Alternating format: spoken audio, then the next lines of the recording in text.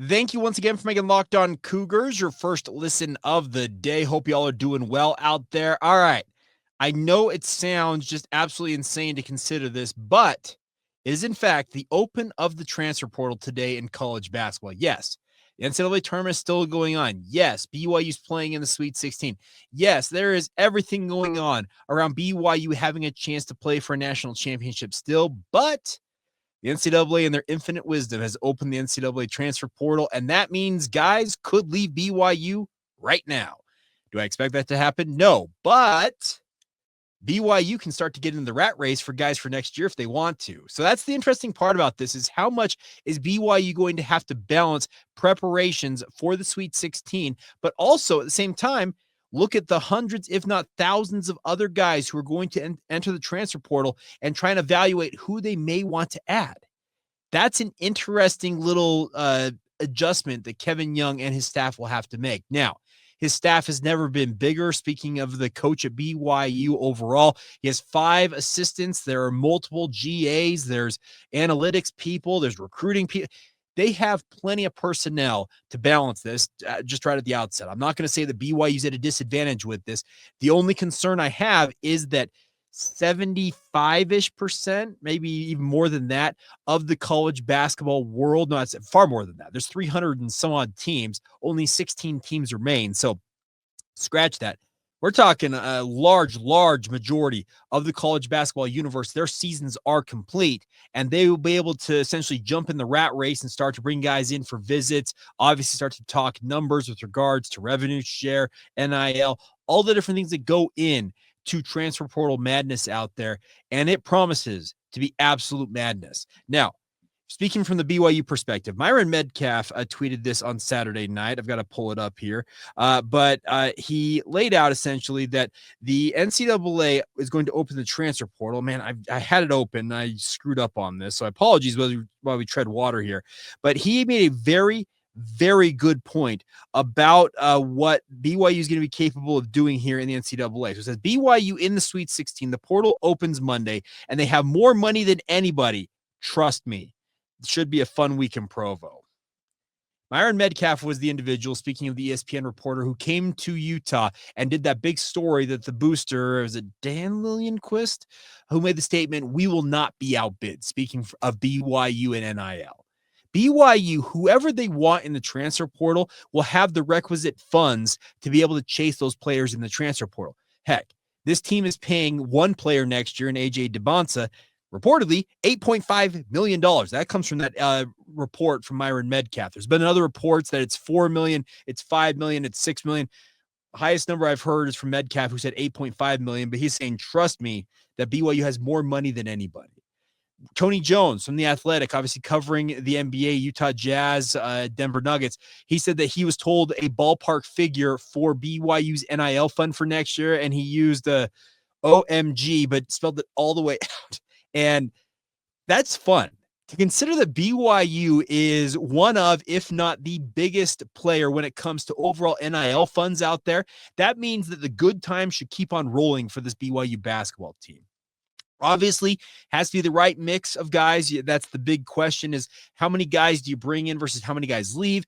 You can obviously we'll talk more about that in a moment, things that I think BYU needs to look at in the portal and may want to start looking right now just because of how many guys will be going in the portal. And I use the term rat race because it's exactly what it is. It is absolute madness. I've said this before. I'll say it again. When it comes to the transfer portal, a lot of you are used to recruiting in the college athletic sense of spending weeks, if not months, talking with guys via the phone, making in-home visits, bringing them on unofficial visits to campus, official visits finally. All that takes place over literal months, if not years, for a lot of prospects when it comes to high school recruiting. In the day and age of the transfer portal, I can tell you those conversations are happening in mere minutes. I have had it told me on good authority by multiple people who coach in college athletics that when it comes to the transfer portal, especially when it comes to football and also basketball, speaking of men's basketball, you send a text to a young man once they hit the portal, say, "Hi, I'm Coach so-and-so from X University here. We are interested in you. Are you interested in talking with us further about our program?" They say yes, you continue the conversation. You say no, you say thank you, have a great day, and you're on to the next.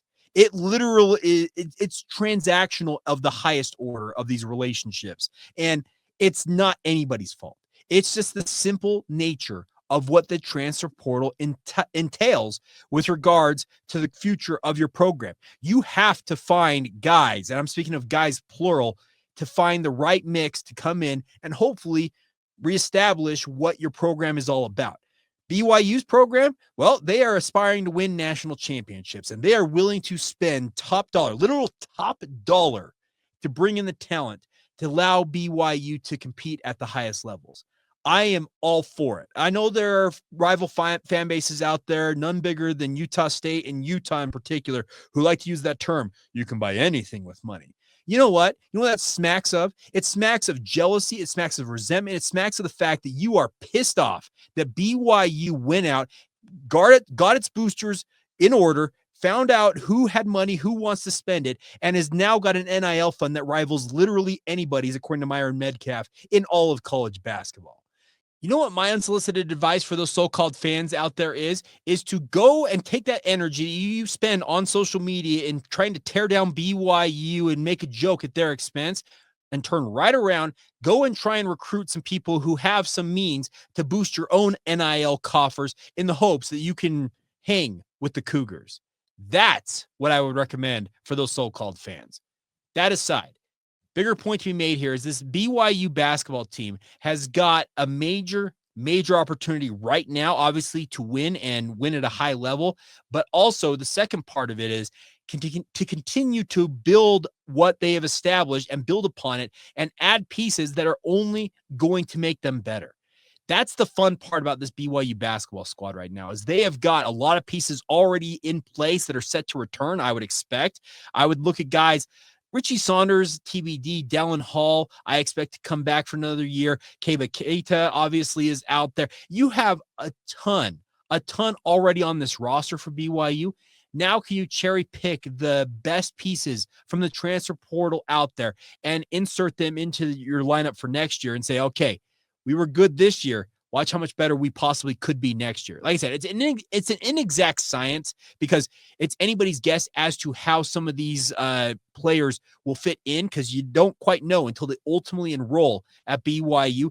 But the bigger point to be made is BYU has everything they need to compete at an extremely high level and has the requisite funds that it requires because the other thing about this with those other fan bases is BYU's playing by the rules and y'all still want to, you know what? You still want to moan? Great. Go for it. BYU is playing by the rules of the game, and they're just simply kicking your butt. Great. Whine some more. You sound like my children that I get after all the time for all the whining they seem to do. I love the fact that BYU is in it to win it, and I hope that they do win at an extremely high level. They're winning at an extremely high level right now. They've made their third Sweet 16 in 44 years. The last two times they did, I've said it multiple times on this podcast, the last two times BYU made it this far in the NCAA tournament, it required them having the National Player of the Year on the roster. This team is set up right now for success, and the pieces that are returning look like they are primed to take them to even higher heights, hopefully, than they already have right now. So really, really impressed with what BYU is doing. But with the portal opening today, going to be an interesting week, as Myron Medcalf points out, because now you have to balance, obviously, preparations for going to Newark and playing in the Sweet 16, but also at the same time, how much evaluation, how much contact, how much of the rat race can you get into with regards to the transfer portal? And man, crazy times are about to unfold, but at the same time, it's a whole heck of a lot of fun to watch this BYU team do what it does. And if there's any staff, it feels like right now, that can handle the two-faced deal you're going to have to face here, obviously trying to get ready for a game, but also at the same time, set your program up for the future. BYU is one of the few that I think could handle it because Kevin Young has proven very capable of handling multiple things on his plate. Remember when he took over, he was absolutely masterful in how he balanced all the different things he had to do as literally a brand new head coach. And he's just been remarkable since he's taking over this BYU basketball program. All right. That brings us to the question. What does BYU need to target in the transfer portal? We'll dig into that next as we continue on right here on Locked On Cougars.